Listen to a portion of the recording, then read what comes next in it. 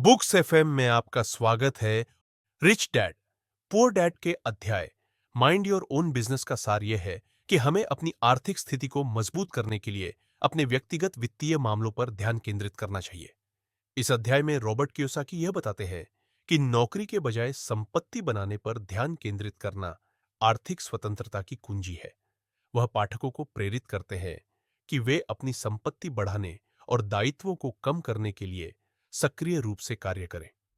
आइए इस अध्याय को विस्तार से समझें। माइंड योर ओन बिजनेस का मुख्य विचार। इस अध्याय का मुख्य संदेश है कि हमें केवल नौकरी पर निर्भर रहने के बजाय अपनी वित्तीय स्थिति को सुधारने पर काम करना चाहिए।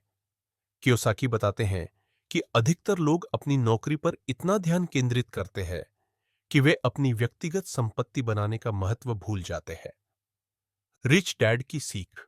उनका अमीर पापा हमेशा कहते थे, अपना काम करो, किसी और के लिए नहीं। यह विचार यह सिखाता है कि हमें अपने वित्तीय लक्ष्य और संपत्तियों पर ध्यान देना चाहिए, बजाय इसके कि हम केवल अपने बॉस के सपनों को पूरा करने में लगे रहे। नौकरी के साथ संपत्ति बनाना। अधिकतर लोग अपने वेतन पर निर्भर रहते हैं और सोचते हैं कि वे आर्थिक रूप से सुरक्षित हैं। हालांकि कियोसाकी यह समझाते हैं कि केवल एक नौकरी वित्तीय स्वतंत्रता की गारंटी नहीं दे सकती। नौकरी से आय। नौकरी से मिलने वाली आय केवल खर्चों को कवर करती है, यह संपत्ति बनाने के लिए पर्याप्त नहीं होती। संपत्तियों की आवश्यकता। अगर आप आर्थिक सुरक्षा चाहते हैं तो आपको ऐसी संपत्तियां बनानी होंगी जो निष्क्रिय आय, पासिव इनकम उत्पन्न करें। संपत्ति बनाने का महत्व। कियोसाकी ने संपत्ति बनाने के महत्व पर जोर दिया है। संपत्ति वह है जो आपकी जेब में पैसा डालती है, जैसे किराए पर दी गई प्रॉपर्टी, स्टॉक मार्केट में निवेश, व्यवसाय जो लाभ कमाए, रॉयल्टी से होने वाली आय जैसे कि किताबें, संगीत या पेटेंट। दायित्व को संपत्ति न समझें। कई लोग अपने घर, कार या अन्य सामान को अपनी संपत्ति मानते हैं। हालांकि अगर ये वस्तुएं आपके पैसे खींच रही हैं तो ये दायित्व है, न कि संपत्ति। अपनी संपत्ति पर ध्यान केंद्रित करें।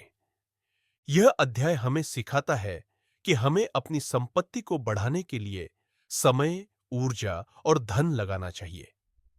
छोटी शुरुआत। कियोसाकी बताते हैं कि आपको संपत्ति बनाने के लिए बड़े निवेश की जरूरत नहीं है। आप छोटे निवेश से भी शुरुआत कर सकते हैं। स्थिरता बनाए रखें। संपत्ति बनाने की प्रक्रिया समय लेती है। धैर्य और निरंतरता महत्वपूर्ण है। नौकरी के साथ व्यवसाय। कियोसाकी सलाह देते हैं कि अपनी नियमित नौकरी के साथ साथ एक व्यवसाय शुरू करें या संपत्ति बनाने वाले निवेश में शामिल हों। दायित्वों को कम करना। कियोसाकी यह भी बताते हैं कि अगर आप वित्तीय स्वतंत्रता चाहते हैं तो आपको अपने दायित्वों को कम करना होगा। गैर जरूरी खर्चों से बचें। फिजूल खर्ची से बचना और केवल जरूरी चीजों पर खर्च करना महत्वपूर्ण है। कर्ज को कम करें। कर्ज एक बड़ा दायित्व है, इसे जल्द से जल्द चुकाने की कोशिश करें। संपत्ति खरीदें, दायित्व नहीं। अपने पैसे को ऐसी चीजों पर खर्च करें जो आपको भविष्य में आय दिलाए। स्वतंत्रता की मानसिकता विकसित करें। कियोसाकी बताते हैं कि वित्तीय स्वतंत्रता के लिए सही मानसिकता होना जरूरी है। नौकरी पर निर्भरता छोड़ें। नौकरी को अपना एकमात्र आय स्रोत न बनाएं। रचनात्मक सोच विकसित करें। पैसे कमाने के नए और अलग तरीकों के बारे में सोचें। संपत्ति निर्माण पर ध्यान दें।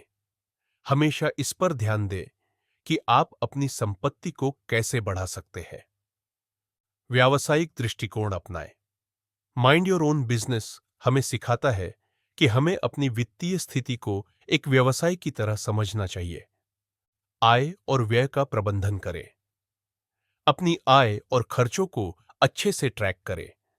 संपत्ति का पोर्टफोलियो बनाएं। अलग अलग प्रकार की संपत्तियों में निवेश करें ताकि आपके पास आय के विविध स्रोत हो।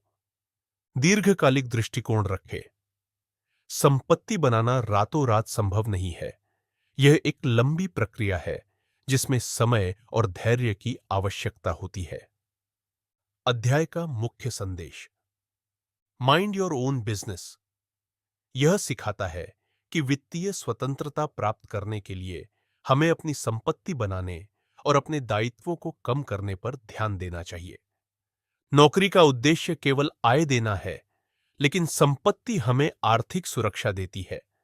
अपनी ऊर्जा और संसाधनों को अपनी वित्तीय वृद्धि में लगाएं, न कि केवल अपने बॉस या कंपनी के लिए। नियमित रूप से अपनी संपत्ति बढ़ाने के लिए कदम उठाएं और अपने वित्तीय लक्ष्यों को प्राप्त करें। कंक्लूजन, इस अध्याय का सारांश कि आर्थिक सफलता के लिए अपनी संपत्ति पर ध्यान केंद्रित करना कितना महत्वपूर्ण है। हमारे चैनल को सब्सक्राइब करें ताकि आप और ऐसे फाइनेंशियल टिप्स सीख सकें।